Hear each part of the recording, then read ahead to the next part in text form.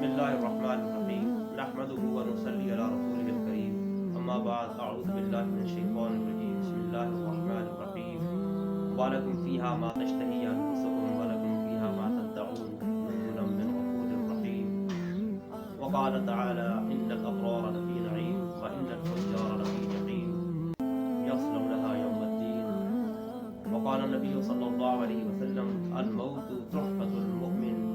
صدق اللہ صدق رسول النبی الکریم۔ اللہ تبارک و تعالیٰ نے جس طرح ہم سب کو دنیا کے اندر اس بات کا مکلف فرمایا ہے کہ ہر انسان اور جن وہ اللہ کی عبادت کرے، وما خلقت الجن والانس الا لیعبدون، کہ اللہ نے پیدا اس لیے فرمایا ہے کہ انسان اور جن وہ اللہ کی عبادت کریں گے۔ تو بالکل اسی طرح سے آج کے اس گئے گزرے دور کے اندر یہ چیز سمجھانے کے لیے میں یہ مختصر سی بات آپ تک پہنچا رہا ہوں کہ اللہ تبارک و تعالیٰ نے دین کے متعلق ارشاد فرمایا ہے لا اکراہ فی الدین، کہ دین میں کوئی سختی والی بات نہیں ہے۔ اگر اتنا سخت دین ہوتا تو پھر آنے والا جو دور ہوتا اور غفلت والا اور دنیاوی خواہشات والا جس طرح کہ ہم اس دور کے اندر ہیں، تو کوئی بھی انسان دین پر چل کر کامیابی کے اس درجے پر نہ پہنچ سکتا جس درجے پر آج کے بڑے بڑے اللہ والے پہنچ رہے ہیں۔ وہ کیوں پہنچ رہے ہیں؟ وہ اس لیے پہنچ رہے ہیں کہ اللہ تبارک و تعالیٰ کی طرف سے انہوں نے اس قانون کو سمجھا ہوا ہے کہ اللہ تعالیٰ نے دین میں سختی نہیں فرمائی بلکہ دین میں بڑی ہی آسانی والا معاملہ فرمایا ہے۔ تو میں یہ عرض کرنا چاہتا ہوں کہ اللہ تبارک و تعالیٰ ہمیں دنیا کے اندر بھی کامیاب فرمائے اور آخرت کے اندر بھی کامیاب فرمائے تو اس کے لیے فقط دین ہی راستہ ہے، اس کے علاوہ اور کوئی چارہ کار نہیں ہے۔ دنیاوی خواہشات انسان کو اندھا کر دیتی ہیں، دین پر چلنے والا انسان ہر حال میں کامیاب ہو جاتا ہے۔ تو میرے بھائیوں، میری بہنوں اور میرے مسلمان دوستوں اور ساتھیوں، یہ ایک مختصر سی بات ہے کہ جس طرح کے ہمارے عقائد ضروری ہیں، ایمان باللہ، ایمان رسل، ایمان ملائکہ، ایمان کتب سماویہ اور ایمان آخرت اور ایمان قبر اور ایمان حشر یعنی مرنے کے بعد زندہ ہونا اور جنت اور جہنم، یہ چیزیں جو کہ عقائد کے ساتھ تعلق رکھتی ہیں، جس طرح عقائد ضروریات دین میں سے ہیں، کم سے کم ان عقائد کو صحیح رکھنے والا انسان وہ مومن ہے،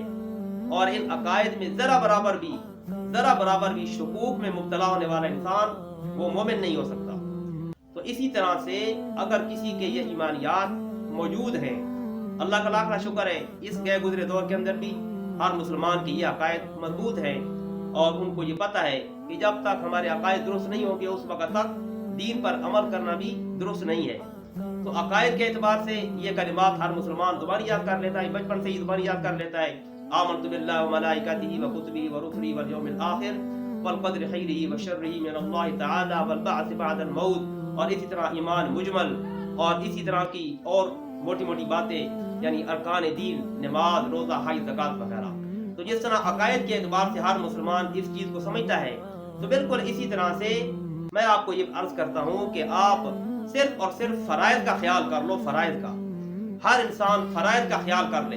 کہ بس آج کے اس گئے گزرے دور کے اندر ہم اللہ کے فرائض اور فریضوں کو پابندی سے ادا کریں، انشاءاللہ بیڑا پار ہو جائے گا، انشاءاللہ کامیابی مل جائے گی دنیا کی بھی اور آخرت کی بھی۔ جس طرح ماہ رمضان گزرا تو اسی موقع پر آج عید الفطر کا تیسرا دن ہے، تو میں نے پرسوں عید کے اندر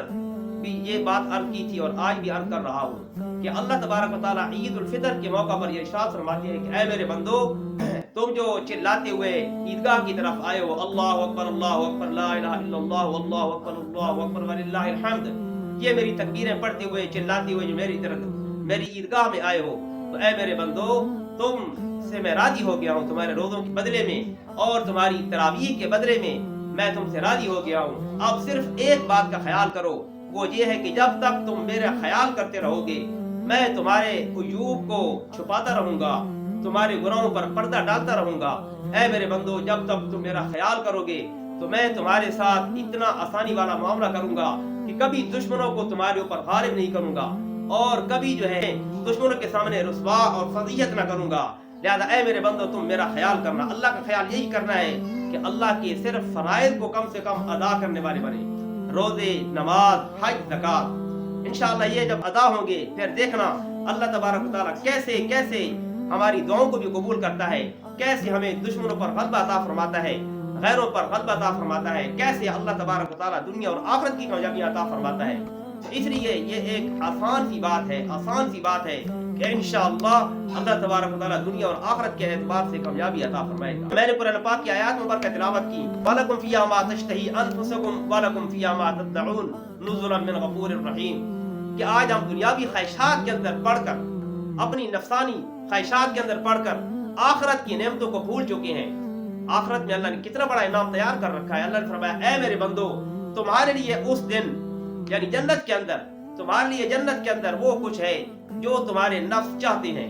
جو تمہارے دل پسند کرتے ہیں، من پسند چیزیں تمہیں وہاں پر میسر ہوں گی۔ اور اس کے ساتھ صرف یہ بھی نہیں بلکہ وَلَكُمْ فِيهَا مَا تَدَّعُونَ جو چیز تم طلب کرو گے وہ تمہارے پاس حاضر ہو جائے گی۔ ایک انسان کسی چیز کو چاہتا تو نہیں ہے لیکن طلب کر رہا ہے، چلو ویسے ہی یار چلو میں کسی اور چیز کو بلا لیتا ہوں جنت کے اندر، چلو کسی چیز کی طلب کر لیتا ہوں، ویسے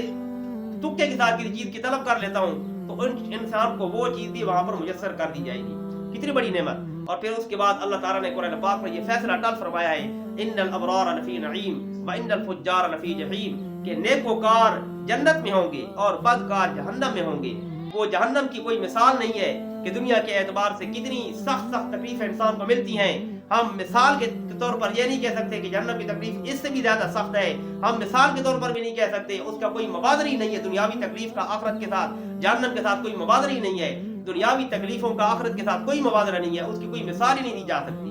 تو بالکل اسی طرح سے اللہ تبارک و تعالیٰ نے جنت کی یہ نعمتیں اتنی زیادہ خوبصورت طریقے سے پیدا فرمائی ہیں انسانوں کے لیے، اپنے بندوں کے لیے، کہ اس کی کوئی مثال ہی نہیں ہو سکتی، اس کی کوئی مثال نہیں ہو سکتی۔ تو بالکل اسی طرح سے انسان دنیا کے اندر یہ چیز کا خیال کرے کہ میں نے آخرت کی نعمتوں کو حاصل کرنا ہے اور جہنم سے اپنے آپ کو بچانا ہے، لہذا اس کے لیے یہ اصول ذہن میں رکھ لو کہ جب میں نے مرنا ہے اور مرنے کے بعد چلا جانا ہے، جس طرح کے بیوی کو چھوڑ دینا ہے، بچوں کو چھوڑ دینا ہے، دکانداری کو چھوڑ دینا ہے، ملازمت پیشے کو چھوڑ دینا ہے، اپنی کھیتی باڑی کو چھوڑ دینا ہے، اپنی گرمی سردی کے جوڑوں کو چھوڑ دینا ہے، اپنے خوبصورت کمروں کو چھوڑ دینا ہے، بنگلے کو چھوڑ دینا ہے، گاڑی کو چھوڑ دینا ہے، اپنے نرم گدوں کو چھوڑ دینا ہے، نرم بستروں کو چھوڑ دینا ہے اور قبر کے ڈھیر کے نیچے چلا جانا ہے۔ جب یہ چیز سامنے ہوگی تو انشاءاللہ انسان آخرت کی طرف مکمل طور پر متوجہ ہو کر یہ خیال کرے گا کہ مجھے آخرت کی تیاری کرنی ہے، مجھے قبر کی تیاری کرنی ہے، مجھے قیامت کے دن کی تیاری کرنی ہے۔ لہذا اس کے لیے اللہ کے نبی نے فرمایا الموت تحفۃ المؤمن کہ موت مومن کا تحفہ ہے، مومن کے لیے تحفہ ہے۔ وہ تحفہ کیا ہے؟ وہ تحفہ یہ ہے کہ انسان جب مرے گا دنیا کی قید خانے سے رہا ہو جائے گا اور جنت کی آزادی کی زندگی حاصل کر لے گا۔ اللہ تبارک و تعالیٰ جو کچھ کہا ہے اس پر عمل کی توفیق عطا فرمائے۔ وآخر دعوانا الحمدللہ رب العالمین۔ مزید ایسی دل کو چھو لینے والی ویڈیوز دیکھنے کے لیے ہمارے فیس بک پیج اور یوٹیوب چینل کو سبسکرائب کریں اور زیادہ سے زیادہ شیئر کریں۔ شکریہ۔